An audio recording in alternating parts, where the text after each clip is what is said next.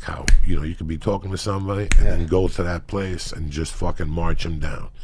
And sometimes when you look at your best sets, you're in a coma. Yeah. You're in a coma. Your best sets are when you're in a fucking coma. Yeah. When you don't give a fuck. That's why I like those open mics. Because I have to not give a fuck for a few weeks to give a fuck. Yeah. The open mics are a weird situation, though. Because, like, I've only been to a few. I went to the time that you hosted at the store. And I've been these few times. Okay, let's get something straight. Okay. There's open mics and there's open mics. Right. Okay? Open mic 101 is Willie's room. It's the room I used to do in New York. It's a bar with a TV, and just by the grace of God, they have a 2-foot stair that we'll, as animals, use as a stage. Okay? We will take 5 feet of that and use it as a stage. Because in the beginning, you're not going to walk into the improv. Yeah. I don't care who owns it. I don't care whose dick you're gonna suck. You're not gonna walk in there, and you personally will find out years later you don't want to walk in there anyway. So you find these bars where they have no commitment to comedy. They have no commitment to comedy. They walk in and there's a fucking fat fuck from New York on the stage. And they go, oh my God, we didn't know you were having comedy tonight. We just wanted to have martinis. Yeah. Okay, so they sit down to talk about martinis and how miserable their life is. Okay, like really, that's what women go out for at night. I'm having problems with Danny. I think he's eating Oxycontins again. Let's go out for a martini. And they go out and get drunk and nothing got fucking handled. But the beauty of it is, if you could convince those ladies, and not by going, hey, lady, I'm up here talking. Yeah. If you could convince those 2 bitches to turn around and look at you and pay attention, that's how you judge in those days. Yeah. Okay, so they were unpremeditated comedy people. And you had it, and here's the magic. The magic where you got your skills was in getting those ladies or the group, whoever came in, to look at you and not do it in a way where you piss them off. That you pissed them off. Because now it's all downhill.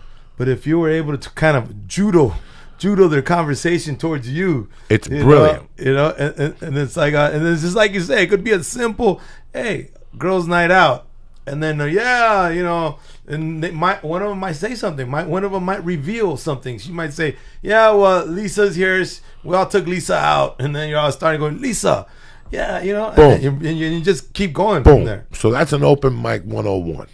That's where there's no commitment to comedy, okay? Yeah. When I call you up, Lee, on a Tuesday and go, Lee, Sarah Silverman is at the Stinky Onion on Friday night. I just bought 3 tickets for us, me, you, and Paula, okay? All week we're thinking about Sarah Silverman. So we're premeditated comedy. We walk in there. That's the comedy where they're already waiting for Willie. They're already waiting for Joey. I go in there, and if I say my dick's got a rim about it, okay? So you can't really, there's 2 types of comedy. Okay? But to get really good at this comedy, you got to go through this comedy here. And it's brutally because there's 16 different types. There's that one. But really, Comedy 101 is, I'm wrong. I'm fucking wrong. Comedy 101 is when you go on stage in front of 15 comics that paid $1 for a drink at the comedy to do comedy. That's Comedy 101. Right. That's fucking brutality.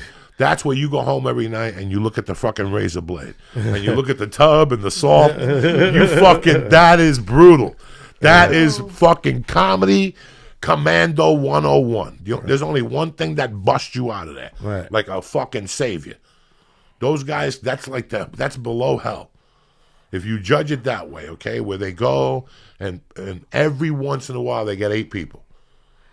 But beside that, it's all comedians every night from 6 to 10, or from 10 to 1, or from 11 to 2. And then here's where it's tough for some young comedians. Joey said you walk in those rooms and there's 15 comics. Maybe 8 of those comics are a group, they're friends, and they'll laugh at each other's jokes. And when they get a real audience, that joke sucks balls, bro. And now there's like, it was detrimental. Instead of being something positive for a comic, it actually took you a step back because your friends are there trying to be your buddy instead of telling you the truth. That that material sucked. So Right? we all started Comedy 101. And then by the grace of God, you meet somebody at Comedy 101 who says, hey, I run a room on Tuesday night at 10. And you got to come in there. First of all, you got to come in there some nights. And some nights, whatever town you live in, they got that fucking game on. In L.A., it's the Lakers. Yeah, you know what I'm saying? You got to follow the Lakers. If you think Yeah. you have to start on time because you have another set, that doesn't work. You're not going to do comedy while the Lakers on fucking TV. So these are all the lessons you learn. And then somebody like Lee will go, Lee, come on down to my room. But the other lesson you don't learn is the show starts at 10, but you're going to go up at fucking 1 in front of 6 people. Yeah. And they're drunk. And they're drunk. This is something that you fucking die for 6 months doing this and going, when am I going to get a 9:30 spot at a fucking bar like that? Right. And then eventually you're at that bar, it's like you're trying to bust out of this league. And then you get in with a booker, but guess what he books? Bars. Yeah. 6 in a row, What's that guy the guy from Seattle? Or Tribble. Tribble. And you got, they're Tribble all runs. over the fucking country where they book, they book a hotel lounge. Yeah. Here you're thinking you're playing at the Garden in front of 2,000 people.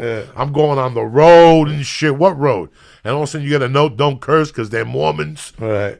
This is fucking outrageously. This is outrageous. But this is how you learn nuts and bolts. Yeah. You This gotta is get how your ass kicked. This is how you learn adjustment. Yeah. This is how you learn how to go into one room and there's 80 people, and the next night there's 6, Yeah. and the next night there's 7, and the owner's like, man, you got a good crowd. Last week there was 2 motherfuckers in here. And you're like, what? This is fucking the evolution of it. And then you meet somebody and they go, hey, what are you doing next week? I need an opener in some fucking bumfuck town. Right. And now they pay you $150 in a hotel room and you get 5 drink tickets. Oh my God, when you get those drink tickets, you think you're the fucking king. You're at the bar looking for a bitch with that $1.50 burning a hole in your pocket and shit. I'm one of the comedians and shit. So that's fucked up though, because you always talk about how slimy comedians are, but my original question was gonna be, how do you know when to stop doing open mics? But it's obviously people hire you. Yeah. So, but you have to be. But now you have to be friendly with people who might be douchebags just because you want gigs. Well,